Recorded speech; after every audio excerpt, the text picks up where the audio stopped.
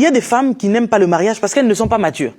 Tu la vois, elle a déjà 25 ans, elle a déjà 30 ans, d'autres même à 45 ans. Elle se prend toujours pour une midinette de 16 ans, de 15 ans, et elle se trouve tellement jolie, belle, et elle se dit bon, moi, les hommes me draguent. Donc dès qu'elle passe dans la rue, tous les hommes sifflent, ah, belle femme, belle femme. En fait, elle pense que sa beauté va durer ad vitam aeternam et qu'elle sera toujours aussi belle. Tu sais, les femmes, elles sont comme des fleurs. Aujourd'hui, tu les vois, elles brillent comme des marguerites. Elles sont là, toutes jaunes. Mais demain, elles fanent. Elles fanent très vite, les femmes. Tu vois, j'ai un écart quand même un peu conséquent avec mon mari. Mais je pense que quand on nous voit tous les deux là, je ne pense pas qu'il y a beaucoup d'écart. Donc déjà, bientôt, quand j'aurai 40 ans, il n'y aura plus du tout de différence entre nous deux. Tous les jours, je vois mon mari en train de rajeunir, je lui dis « Hé, toi, tu deviens comme un jeune garçon de 18 ans. » Mais moi, je ne cesse de mûrir. Quand je me regarde dans le miroir, je vois que je suis en train de vieillir. Tu vois? Mais autrefois, les gens disaient « Hé, vraiment, elle est très jeune, sa femme. Hein, Mais c'est parce que j'étais mince aussi. Tu vois? Mais aujourd'hui, j'ai pris du poids, donc je ressemble plus à une dame qu'à une jeune fille. Tu vois? Tout à fait. Donc c'est ça, la femme elle change. Alors quand tu es immature comme ça, le temps passe très vite. Les hommes n'ont pas besoin de femmes immatures pour les mettre dans leur maison. L'homme a besoin d'une femme mûre, une femme mature qui va se mettre à sa place. Il n'a pas besoin de te rappeler à l'ordre pour que tu fasses ce qu'une femme doit faire. Donc le matin, le mari n'a pas besoin de te dire que ma femme, pourquoi les draps ne sont pas changés, pourquoi la maison n'est pas nettoyée, quoique les hommes peuvent aider aussi leurs femmes, je n'en disconviens pas, c'est bien. Mais vous verrez qu'il y a des femmes, elles sont tellement immatures que tout son temps, elle le passe sur Facebook, sur Instagram et autres. Elle ne s'occupe pas de sa maison. Monsieur va rentrer et tout, qu'est-ce que j'ai à manger? Ah ben j'ai acheté du McDo. Si tu es malade, ça se comprend. Mais tu n'es pas malade. Tu as passé toute ta journée en pyjama. Ouais. Vous comprenez? Autrefois, j'ai aussi été immature. Je n'ai pas honte de le dire. Mon mari m'a aidé à grandir. C'est vrai. Mais ce n'est pas tous les hommes à qui Dieu donne ce cœur-là de patience pour vous aider à grandir. Pour vous aider dans votre immaturité, de faire de vous une femme mature. Quand je parle d'immaturité, je vois Vachi. Elle a perdu sa place de reine parce qu'elle était immature. On te demande simplement, présente-toi à la fenêtre, montre ta jolibilité, montre ta beauté. Ça lui a coûté quoi? Je le répète, je veux bien que nous soyons clairs là-dessus. Je ne parle pas de toutes les femmes, évidemment.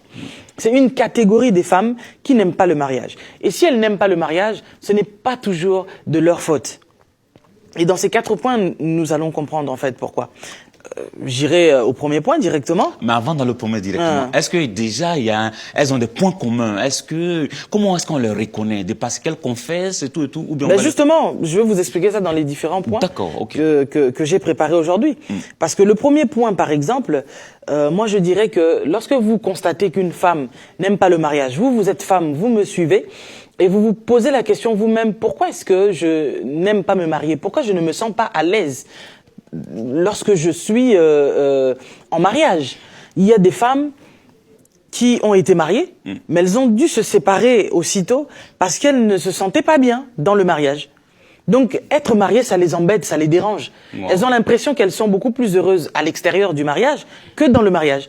Il y a toujours quelque chose qui les embête. Quand c'est pas de dire que non, c'est le langage de mon homme, c'est son caractère. Enfin, des petites choses qui, parfois, pour d'autres personnes, sont insignifiantes, mais pour elles, c'est grave. Ouais. Donc, je ne peux pas rester dans ce mariage parce que je ne peux plus supporter. Mon homme est trop maniaque. Mais si ton homme est trop maniaque, essaye-toi de l'aider.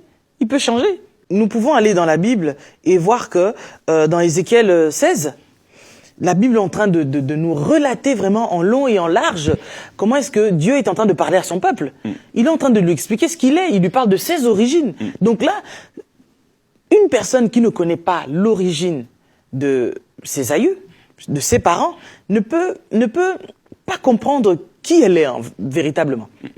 Souvent, nous nous plaignons, beaucoup de gens se plaignent, dans le cas où je parle de ces femmes qui n'aiment pas le mariage, elles vont se plaindre chez les hommes de Dieu, pasteur, j'arrive pas à me marier, je ne trouve pas d'homme, quand je trouve un homme, l'homme me fuit, quand un homme vient vers moi, nous pouvons arriver jusqu'aux fiançailles, mais au final, ça n'aboutit jamais, parce que y a quelque chose qui va arriver et qui fera que moi et cet homme, on va se séparer. Soit ce sera une dispute, ou alors l'homme va trouver des arguments qui ne tiennent pas la route pour me quitter, par exemple. Et puis il y a des femmes aussi, vous pouvez être bien, mais dès que tu leur parles de mariage, alors là, plus rien ne va. Parce qu'elle ne veut pas entrer dans le mariage, mais elle pense que ça vient d'elle, mais ça ne vient pas de toi, chère dame, chère demoiselle.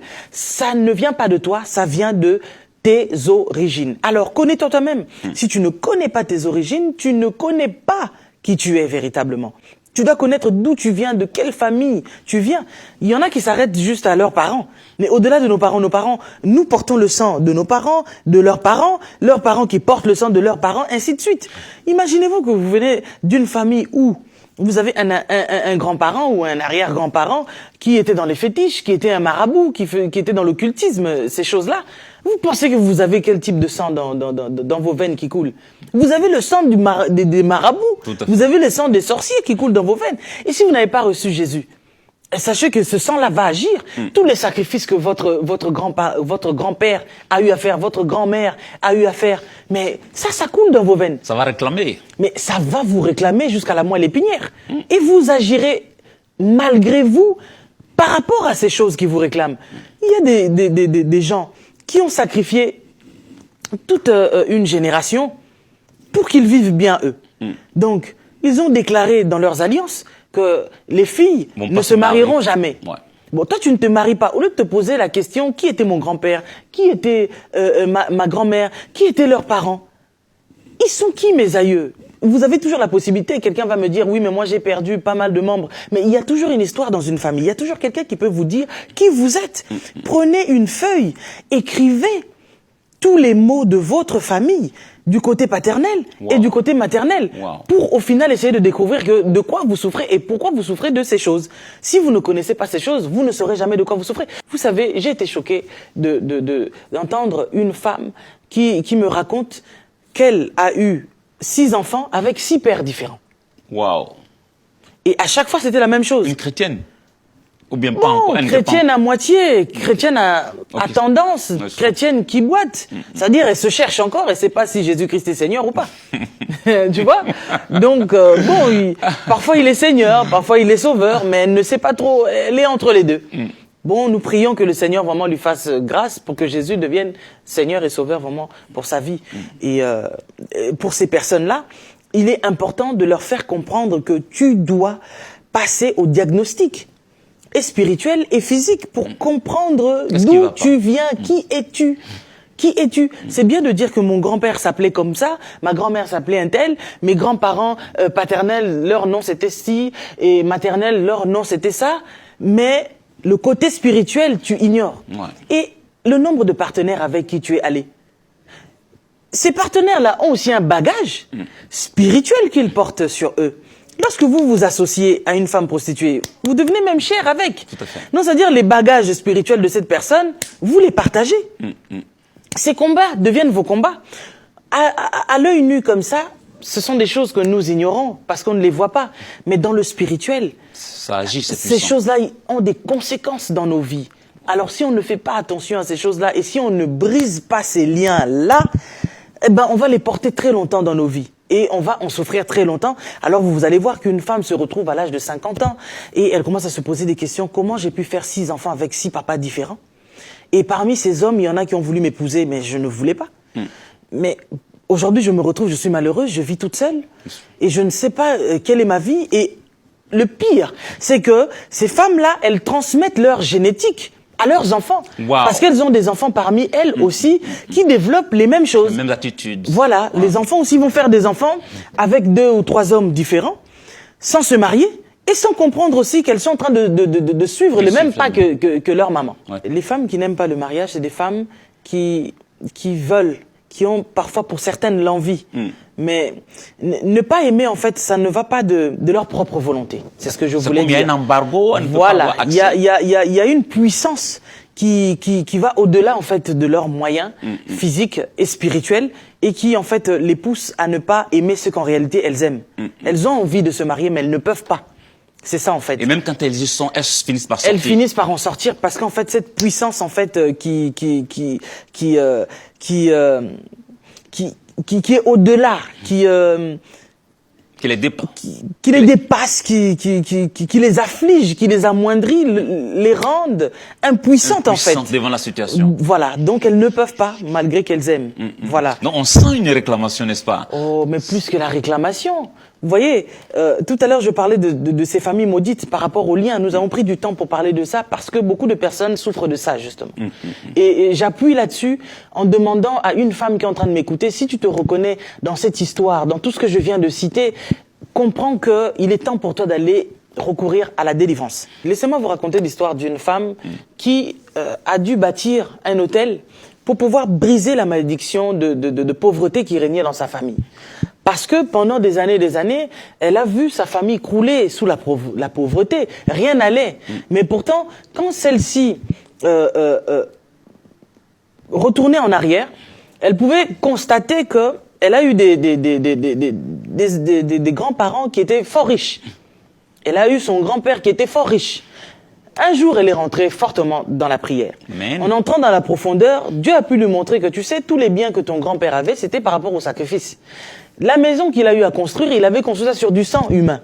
Wow. Voilà pourquoi cette réclamation-là fait que ces enfants ne peuvent pas prospérer. Si tu ne brises pas justement ces hôtels de famille, toi qui connais d'où tu viens, toi qui sais qui était ton grand-père, toi qui sais qui était ta grand-mère était une grande prostituée. Tu te retrouves aujourd'hui, toi, tu ne traînes pas dans les trottoirs de Belgique ou de Paris ou d'ailleurs, mais tu fais la prostitution dans ton mariage.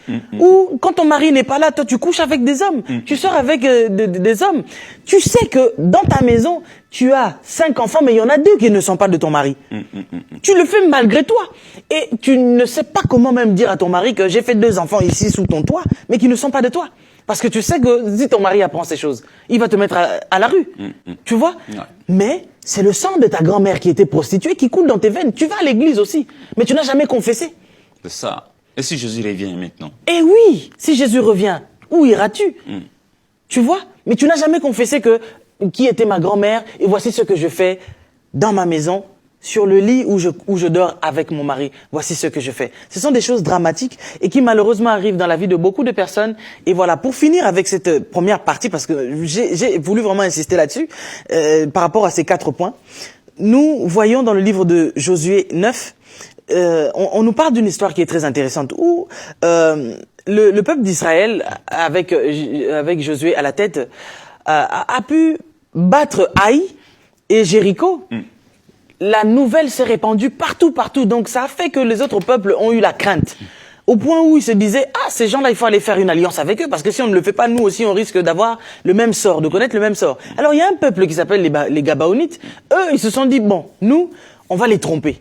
On va user de ruse. Et on va se faire passer pour des habitants qui sont venus de loin. Et comme ça, on va aller trouver refuge chez eux, on va se cacher là-bas. Et ainsi, si jamais ils veulent nous combattre, ils ne pourront pas le faire parce qu'en fait, nous, on sera déjà des alliés avec eux parce qu'ils ont fait une alliance. Et dans cette alliance, il était dit qu'on ne peut pas les toucher. Parce que quand on fait une alliance avec quelqu'un, eh bien, par rapport aux clauses que nous établissons, eh ben, nous devons bénéficier de cette alliance-là. Et donc, eux, ils étaient censés bénéficier de cette alliance-là. Mais le problème, c'est que lorsque l'homme de Dieu, le peuple d'Israël, a découvert la ruse que ces gens avaient usé. Ces Gabaonites. Ces Gabaonites, ils ont porté des sacs, ils ont porté des vieux habits, des chaussures usées pour se faire vraiment passer des gens qui ont fait un long trajet. Mais alors que c'était faux. Lorsqu'ils ont découvert cela, ils ont dit non, ces gens-là, il faut les massacrer, il faut les éliminer. Mais par rapport à l'alliance, ils ne pouvaient pas. Mais, vous savez, au-delà de l'alliance, il y a Dieu. Parce que des fois, les gens peuvent nous tromper comme ça. Tu vois, comme une femme qui est mariée avec un homme et qui se permet, malgré l'alliance qu'elle a avec cet homme de fidélité, elle le trompe quand même. Elle fait un enfant quand même. Mais un beau jour, l'enfant tombe malade. L'enfant n'a pas le même groupe sanguin que sa maman, mais il peut avoir le même groupe sanguin que son papa. Donc on appelle son père. On va appeler le papa. Et le papa, il arrive. Bizarrement, on fait les analyses, il n'a pas le même groupe sanguin que son père. Wow. Et puis on va encore plus loin, on fait des tests ADN, il s'avère que l'enfant n'est pas l'enfant du papa. Wow. C'est la guerre. Ça, c'est le scandale. Alors. Oui, mais ça arrive dans beaucoup de foyers, dans beaucoup de couples, ce type de choses arrive. Pourquoi? Parce que vous mentez sur des choses qu'on ne doit pas mentir. Comme ce peuple des Gabaonites qui ont menti. Mais leur sentence c'était quoi? Josué a déclaré des paroles de malédiction sur eux. Donc, On ne les a pas touchés, on ne les a pas tués. Mais jusqu'à aujourd'hui, la Bible dit que ces gens-là, ils puisent de l'eau et ils coupent le bois. Donc il y a des gens aussi qui sont sous la malédiction depuis Josué. Et jusqu'à nos jours, ils sont toujours sous cette même malédiction. Depuis Josué, ça veut dire quoi? Attends, depuis longtemps. Depuis longtemps, depuis des lustres. Tu comprends? Quand la Bible parle de la femme sage qui bâtit sa maison, c'est parce qu'on sait qu'elle-même, elle est déjà bâtie. Tout à fait. Elle-même, elle est déjà remplie, elle est pleine de vertus et elle est capable d'être cette aide, de soutenir cet homme qui est à ses côtés. Si tu n'es pas mature, reste chez tes parents. Maman Lise, pour ces femmes qui ne sont pas matures, est-ce qu'elles n'ont pas besoin de mère spirituelle, de corps? Elles ont d'abord besoin d'écouter leur maman à la maison. Parce qu'il y en a beaucoup qui sont pressés de se marier. Ah, moi, je suis pressé de me marier. Elles veulent se marier pour le sexe. Le sexe, c'est pas tous les jours. On ne couche pas tous les jours avec son mari. Tu es marié, papa Mathieu, que je m'excuse parce que parfois ces émissions, il y a des enfants qui écoutent ça, mais je n'irai pas trop en profondeur. Mais je viens de dire véritablement ce que je dis tout haut, ce que d'autres personnes disent tout bas. La plupart de nos jeunes filles aujourd'hui qui se marient, elles se marient pour les rapports sexuels. Elles ne se marient pas parce qu'elles sont prêtes. Elles ne savent pas cuisiner pour la plupart, alors qu'aujourd'hui sur YouTube, nous avons plusieurs femmes qui postent des vidéos où on t'apprend comment tu peux faire tel légume, tel légume. Moi, il y a des choses que j'ai pas appris chez ma mère, mais j'ai appris ça à l'extérieur. Mon homme, quand il m'a épousé, il y avait des choses qu'il aimait manger. Je l'ai souvent dit ici sur ce plateau. Il m'a emmené chez ses tantes qui avaient des restaurants et il m'a dit va là-bas, hein, indirectement, va aider un peu la tante et tout. Mais tout ça c'était pour qu'on me montre, tu vois. La tante sait que lui il aime telle chose, alors il m'emmène chez la tante, elle me montre. Oui, tu sais ton homme, il aime beaucoup le poisson. Il faut bien faire le poisson. Hein. Tu sais le poisson chat, c'est un poisson qui glisse, qui a beaucoup de trucs sales tout autour, donc faut bien laver ça avec ça, faut faire ça comme ça, faut faire ça comme ça. Alors si toi aussi tu n'es pas équilibré et tu es immature, pour toi tu dis moi, avec moi, il mangera le kebab. Ah, mais on va te chasser. Ouais. Quel est cet homme qui va te supporter pendant X années de sa vie et ne manger que du kebab? Oui, je sais qu'il y a des hommes qui ont accepté leurs femmes qui ne savent pas cuisiner. Ils vivent comme ça, ils acceptent ça. Oui, mais ce n'est pas tous les hommes, je suis désolé. Alors pour moi, une jeune fille qui n'est pas encore prête à se marier, qui ne sait même pas laver ses sous-vêtements, qui ne sait pas changer ses draps, qui ne sait pas se laver, parce qu'il y en a qui ne savent même pas se laver, mais elles sont pressées de se marier. Tu vois? Alors, le mari, il te sent, tu sens mauvais. Mais c'est quoi ton problème? Tu es allé dans la journée à plusieurs reprises, tu as eu peut-être des problèmes de digestion, mais tu te laves pas avant de dormir et tu sens mauvais. Tu vas vers ton mari et tu ne t'es peut-être pas lavé au préalable, tu ne t'es pas nettoyé. Tu vois? Il y a plein d'astuces comme ça. Tu peux te nettoyer pour ne fût-ce que sentir bon. Une femme va me dire, mais pourquoi vous ne dites pas ça aux hommes? J'ai bien dit que là, nous parlons des femmes qui n'aiment pas le mariage. Nous parlerons prochaine fois aux hommes et nous dirons aux hommes que vous pouvez faire ça aussi pour être agréable devant vos femmes. Donc j'y vais vite. Troisième point, nous parlons de l'autosuffisance. Il y a des femmes là qui n'aiment pas le mariage. Pourquoi? Parce que elles s'autosuffisent à elles-mêmes. Elles se disent j'ai un bon travail, je suis peut-être à 7 000 €. Ah oui, je gagne plus que toi. Qu'est-ce que je vais aller prendre un homme qui gagne 1 500 €? Il va m'apporter quoi? Parce que moi-même, je peux payer ma maison, ma voiture, je peux tout payer, je nourris ma famille. Je vais faire quoi avec toi? Donc c'est comme si en Afrique, hein, c'est les femmes qui elles aiment beaucoup le mariage parce qu'elles savent que j'ai pas de travail, hein, j'ai pas de quoi. Mais dans l'ère d'aujourd'hui là, où les femmes, même en Afrique, travaillent dans des bureaux, elles ont des postes bien élevés. Qu'est-ce qu'elles ont à faire des hommes? Qu'est-ce qu'elles ont à faire du mariage? Or, on ne se marie pas par rapport au statut que nous avons dans la vie. On se marie parce que la Bible nous dit que deux valent mieux qu'un. Tu vois? Une fois que tu comprends ça, ça veut dire que tu es mature, ça veut dire que tu as brisé beaucoup de liens de famille, des liens héréditaires, tout ça. Tu es libéré de tout ça, c'est là où tu commences à comprendre pas mal de choses et c'est ça qui te permet d'évoluer dans la vie. Amen. Peu importe le statut que tu peux avoir. Peut-être que tu es la fille d'un président, peut-être que tu es la fille d'un député. Tu sais que ton père déjà, il te donne tout. Bon, maintenant tu vas aller te retrouver avec un homme qui est à pied, qui n'a pas de voiture, et parfois qui n'a même pas de documents, de titre de séjour, pour ceux qui vivent en Occident. Et pour ceux qui sont en Afrique là-bas, le monsieur, il n'a rien. C'est un étudiant encore. Il n'a rien. Et quand tu regardes sa famille, c'est une famille en voie de disparition. Ça veut dire c'est une famille sans lendemain, quoi. Une famille pas en voie de développement. Non, attends. Une famille qui n'a pas attrapé Ebola physique, mais qui a Ebola spirituel. Ça veut dire que tu les vois déjà, dans une dizaine d'années, il y aura plus personne dans cette famille. Ouais. Et quand tu les regardes, tu vois déjà le papa, il est médiocre, la mère, elle est médiocre, ses frères et sœurs sont médiocres, lui-même, il est médiocre, mais il vient te draguer.